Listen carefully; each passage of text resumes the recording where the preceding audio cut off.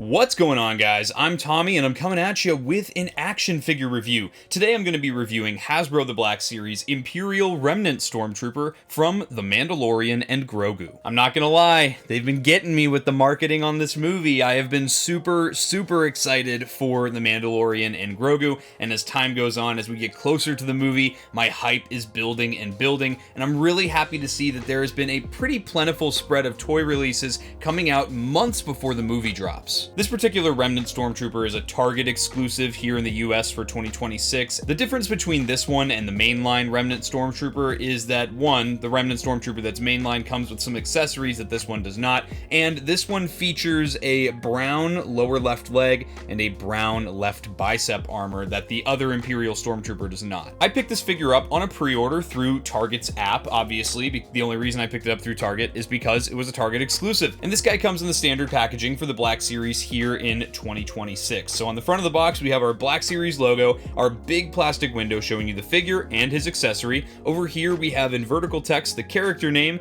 as well as that he is number 6 in the Mandalorian and Grogu subline. Down below the window, we have that nice deep purplish blue, almost like indigo color for that subline, as well as the name of the movie, some logos and legalese down at the bottom. On the side of the box, we have our mural art here. You can see a very vague background here, nothing really to pull from in the back here, but we do have a nice image of the Stormtrooper here, and then the character name on the bottom. On the back of the box, we have some of the stuff we've already seen, like the Black Series logo, that same mural image we saw on the side of the box blown up a bit, the character name, and then we have just a generic bio for the movie in about 1,000 different languages, and this bio reads, "The Mandalorian and his young apprentice Grogu embark on a thrilling adventure as they travel the galaxy." Doesn't get much more vague than that, does it? Down below, we do reiterate he is number 6 in the Mandalorian and Grogu subline, and then below that we have all our legalese. Guys, please don't feed this action figure to your babies. On this side of the box,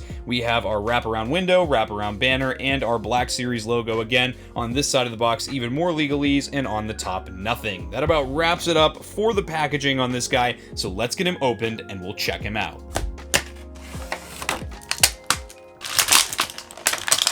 Alright guys, here is our Stormtrooper out of the box. Before we take a look at the figure, let's of course take a look at his one accessory, and this is the quintessential accessory for an Imperial Stormtrooper of any kind. It is the E11 blaster rifle. We have seen this blaster so many times in the Black Series line at this point, and for good reason. I mean, like I said, it's the base standard issue weapon for the Stormtrooper. You can see this version of it is kind of the new Mando version of this, with the flashlight attachment on the side. You can see that like extended magazine over there, and then other than that, a lot of the similar details that we've seen all the way back from the original trilogy with this blaster. It is done in a black sculpt, no painted detail or weathering on this whatsoever, but I mean, it's as basic as a blaster would get for Stormtroopers, so I have no complaints myself. As for our Stormtrooper here, I believe we do have some new parts to look at here, that being the lower left leg and the left bicep, which I did point out while we covered the packaging on this guy. However, the rest of this figure, to my knowledge, is just straight reuse of that 2020 Stormtrooper release. I'm completely satisfied with this version of the Imperial Stormtrooper for the Black Series, so I don't really have any critiques or think this is dated in any way, even though it is a 6-year-old sculpt at this point. So let's take a look at the detail here. Now, one overall statement I want to make about this figure is that the weathering on this guy is phenomenal. They seem to have finally done away with doing totally dot matrix digital weathering on their figures, and with this Stormtrooper and other troopers, which we will review in the future from this movie, they have gone back to doing some sort of a wash or just a different paint method to really make these guys look grimy. I think this looks infinitely better than the dot matrix weathering. We'll start by taking a look at the helmet here. Now, I will say the one thing that I did find a little odd when I pulled this guy out of the box is that the weathering is very heavy on the front of the helmet, right around the face, but the rest of the helmet is pretty clean. Now, the plastic that he's done in is much more of a dull white as opposed to the shiny stark white we get with original trilogy Stormtroopers. That I am happy about because it does make it much less jarring that some parts are not weathered and others are. I think I'm going to refer to this guy as the 5 o'clock Shadow Trooper going forward, because this weathering, again, only around the face and the rest of the helmet, just completely barren of the weathering here. But I am noticing that throughout the figure, though, that the weathering is very inconsistent, so this could totally be accurate to a specific Stormtrooper that we see in the film. As far as paint apps go, they're done very nicely. The black brow that goes across the top of the helmet above the visors is done very nicely. You can see those little hits of a little bit of a darker gray. Those look good, and you can see the tick marks are painted in where they're sculpted there. The lenses are done in that very, very dark green. They have just a little bit of a tint of green to them.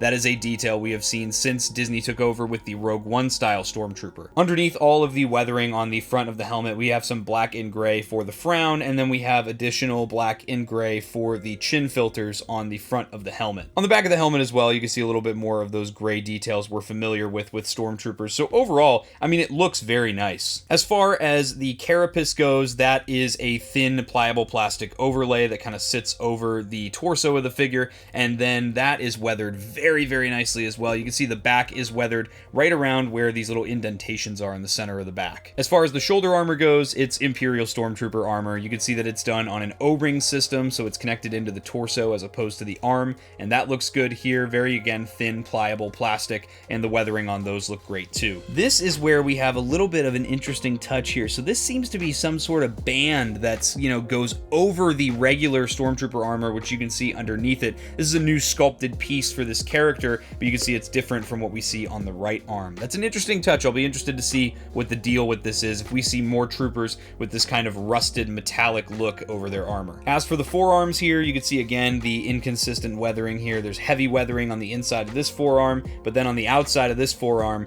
very heavy weathering, nothing on the inside. So as I'm looking at this figure more and more, the deal with the helmet was definitely an intentional choice. And then a nice thing about this trooper is that he does feature 2 trigger finger hands. If you want to make him left-handed or right-handed, that's totally up to you. Great for troop building as well, just to kind of diversify the look of the troopers on the shelf. As far as the abdomen goes here, we've got some nice weathering on the front, as well as lots of the black details painted on the little buttons on the front. That looks great, and you can see they did have some weathering that goes from the overlay down onto the lower part of the torso as well. They did also paint the thermal detonator on the back of the belt. That is not something that they always do, and I'm always going to point it out when they do it because it's a detail I appreciate. The belt is technically a separate piece, but it is glued to the torso of the figure, and it is a pliable plastic, so these little cartridges that hang down on either side of the front of the belt, these are very malleable. These will move themselves right out of the way when you are moving the legs. As far as the cod piece of the figure, we do have some of that nice weathering on the front, and then on the back you can see it's a little bit more barren. And then underneath, I should mention as well, all of the undersuit is done very nicely. The very subtle ribbed look to the undersuit is sculpted on there very well. And then as far as the legs go, just basic Stormtrooper armor here. The legs are good. They've got weathering, again, very inconsistently, but I like that they have done a lot of weathering on the back of the figure. I will say again, this is a big highlight to this figure overall, is how good the weathering looks on him. We really haven't seen weathering like this on troopers in quite some time in the Black Series, and while I do personally tend to prefer cleaner troopers, if this is the only way we see them in the media they're from is dirtied up, then I would really like to see this kind of weathering going forward. As far as the lower right leg here, aside from the weathering, it is once again just the Imperial Stormtrooper leg armor that we're used to for the right leg. However, on the left leg, this looks a lot more like Shore Trooper armor, and I really like the rusted effect. You can tell that this looks like rusted metal, and that comes from the different tones of the wash that they've given to the front here. A little bit more of a gray versus the, you know, rust color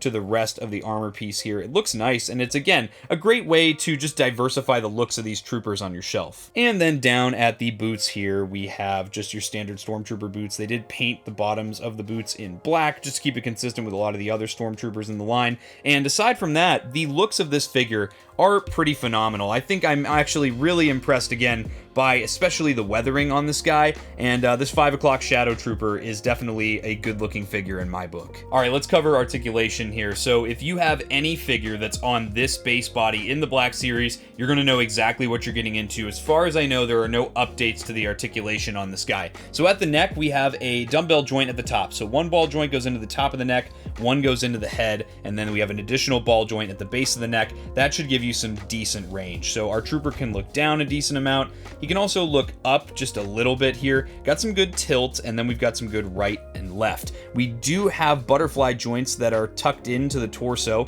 and those do have some really nice forward and back motion. As you can see, the overlays between the shoulders and the carapace do move themselves out of the way very nicely. We also have a hinge and swivel at the shoulders here, so that hinge is going to get you to past the 90-degree mark, which for Black Series, while most figures can only get to about that 90-degree mark, this is really nice to see. And then we have additionally a 360-degree swivel. I will say, while the shoulder armor can be moved separately from the arm, if you're going to do the full 360, try and keep that armor with it just to avoid stressing that plastic, that thin plastic there. We do have a hinge and swivel at the elbows, so the hinge is going to get you well past that 90-degree mark. That's very good range. And then we do have a swivel at the top of the elbow as well. Then at the wrists, we have hinge and swivels once again. So at that right wrist, we have a swivel with a vertical hinge, and then we get a horizontal hinge at that left wrist there. We have a ball joint about midway through the torso, and that's going to give us some really nice range. Once again, the overlay for the carapace does do a good job of moving itself out of the way. We have ball joints at the hips here. Those are going to get you some really nice range, and you can see this little piece here that I mentioned earlier moving itself out of the way when we bring the leg forward,